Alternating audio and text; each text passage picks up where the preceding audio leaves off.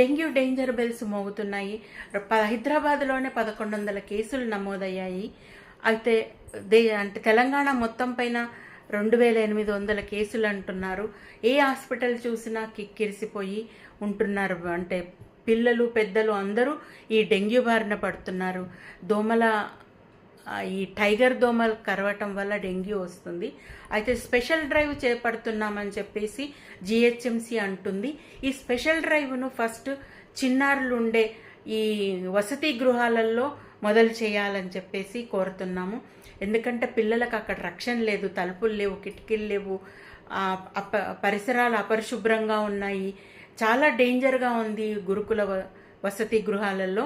ముందు అక్కడ వాళ్ళకి కావాల్సిన దోమతెరలు, మస్కిటో కాయిల్స్, తర్వాత ఈ స్పెషల్ డ్రైవ్ ఎప్పుడు అందుబాటులో ఉండే విధంగా ఒక డాక్టర్ను నియమించాలని డిమాండ్ చేస్తున్నాం.